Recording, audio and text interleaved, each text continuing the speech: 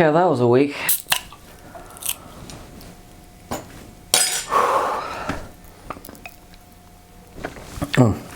Hi! Let's do this properly, jump. I just had a hell of a week at work. This beer is thematically appropriate to that, and I'm not going to tell you why. This is the exotic beer, Mongozo Banana. I used to drink this in a little watering hole in Aberdeen, which used to be called the Moorings and is now called some shittier name, Krakatoa. There we go. I don't know if they still even do it.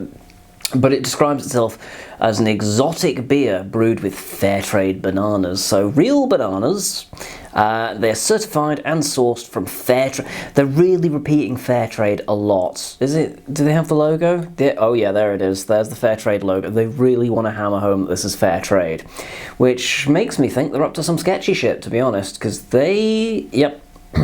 Anyway, brewed with water, barley malt, wheat, banana concentrate, there it is, yeast, hops with sugars and sweeteners, so there's sugar in this as well. There's an asterisk, and I can't find what that, oh here we are, banana concentrate, traded in compliance with fair trade, for fuck's sake, I get it, it's fair trade. Jesus, 330 millilitres, it's 3.6% ABV, one of the lighter things that we've got. It's got a lot of shit in it, there's a lot of flow-in stuff. What's the date on this?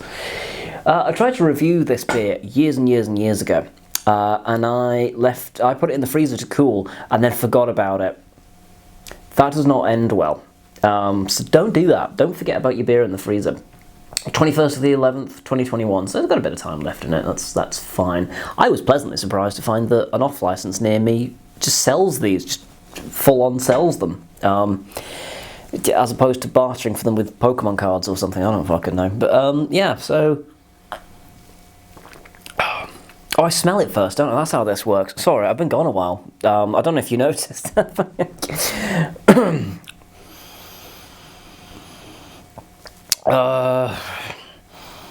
It's vaguely banana. I wouldn't say it's very strong. A smell of banana. No, it's kind of like weak Stella kind of a smell more than anything else. Maybe a little lemony. A little bit malty, but yeah, it's pretty inoffensive as an aroma. There it is. Yeah, tastes like bananas, guys. Yeah. There's definitely some fucking banana in that. I think that was what attracted me to I think that was what attracted me to this banana beer. That's what we're talking about today. I'm out of it. That is a lot of hours to do 1 week. My feet hurt. My brain hurts. My soul hurts. But hey, it'll all be worth it when the check comes. Because that's a healthy noun. I don't know. Yes, quite nice. Mongozo do a few of these. Is this useful content? I doubt it. But hey, you know, TikTok, that's successful. If you've got, I don't know, a nice cock or something. I don't know, it's TikTok. I don't fucking know what you can. Is it singing? I don't know what TikTok is. Oh, I'm getting to that age. I don't know what that age is. The age where you just stop giving a fuck about whatever it is people younger than you were doing. I didn't give a fuck about what people my age were doing when I was young, to be fair, so... Alright, it tastes like bananas. Tastes, you know, it's not like overwhelmingly banana-y, but it tastes like bananas. The hops aren't really present. It's quite sweet.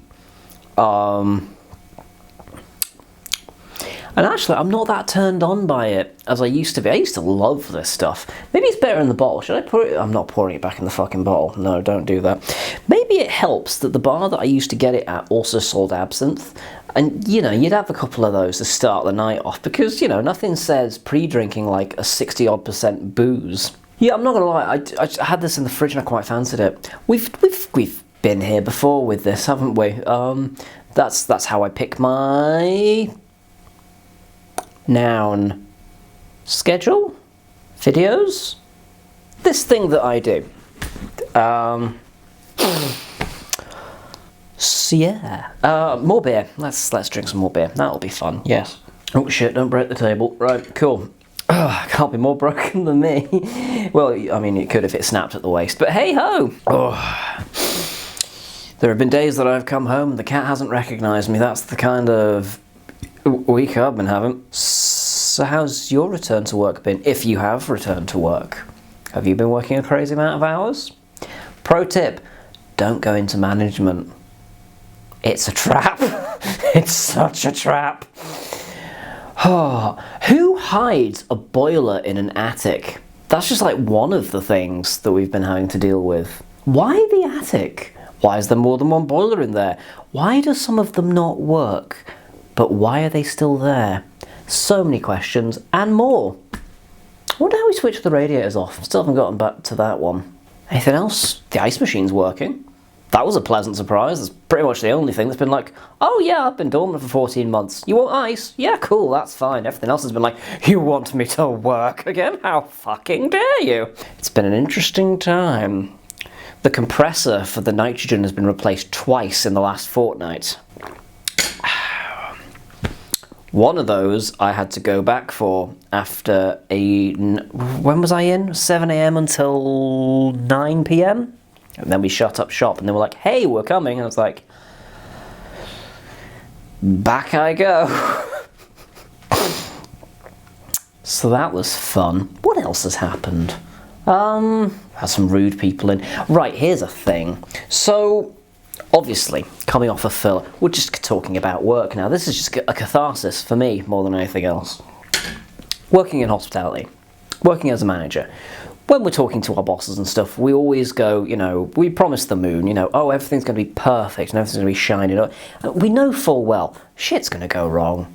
Of course it's going to bloody go wrong. Somebody puts the wrong order through, or a check gets missed, or, I don't know, the wrong pea shoots come with the bloody mozzarella sticks or whatever.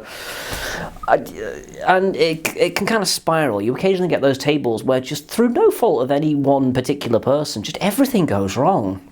And it's just a cursed table, and you try your best, and you try and fix it. Oh, we've had a couple of those, and they've not been ideal. And do you know what? We've sorted the problems, but the people that have been having the problems have not been happy, understandably, because there's been a lot of problems happening to like one table. And I do sympathise, but the variance in response has been weird. There has been tables which I would say we've screwed up more with, and they've been lovely about it. They've been very understanding and very patient, and they've gone, do you know what, I'm just glad to be back out. You guys take your time. If you want to go fix this, I don't have an issue with it. On your pop, and I await whatever comes next.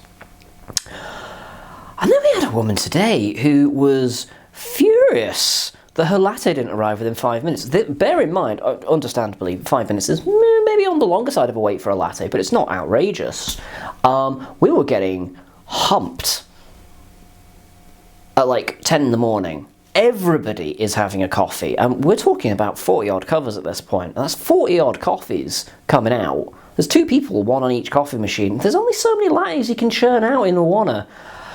And she throws her bag down and storms out and goes, I'm not waiting for this any longer. And we're like, and we checked the check, and we're like, what? That's 10 minutes. That's not a reasonable response for that. Like, half an hour, fair enough. 20 minutes, fair. Even 15 minutes, fair enough. But yeah, also they were like right at the bar, and they could see that we were churning out coffees constantly. I have a theory, and it's not really a theory, it's just true. Table service has some issues. And the big issue with table service is you sit a person down, you take their order goes to the bar and the kitchen. Now, if they also have 40 odd orders, it takes some time to get through that. Now, the person at the table doesn't appreciate that because they're on planet me. Conversely, if you're queuing for a pint at a bar for 30 odd minutes, you'll happily stand there for your pint attendance and you won't complain and won't whinge. But if you're sat at a table waiting half an hour for attendance, you will bitch about it. Because that seems like a much longer space of time because you're sat there waiting on something as opposed to sat there waiting to order something.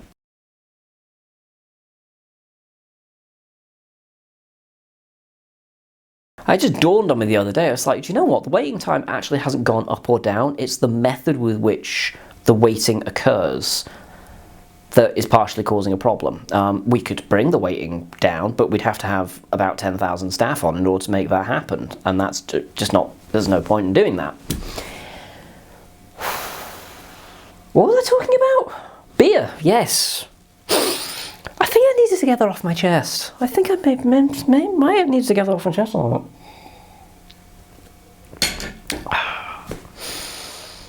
I've got a 10% beer in the fridge. I should crack that open at some point. Tonight could be the night. Anyway, how have you been enjoying the pubs reopening? Have you been a dick to servers? Shame on you if you have. Yeah, we're all kind of scrambling at the minute. I've known a lot of friends in hospitality, and there's not one of them that's just like, yeah, we fucking nailed this. They've all been like, oh, it's been a bloodbath. You know, shit goes wrong. Especially when you've been out of the game for like 14 odd months. Anywho, yeah, I'm done. Possibly permanently, I don't know. But yeah, we'll wrap this up. So, let me know what your experiences have been drinking out in the wild. This has been John Drinks. Thank you very much for watching, and do join me next time when I'll be drinking something else.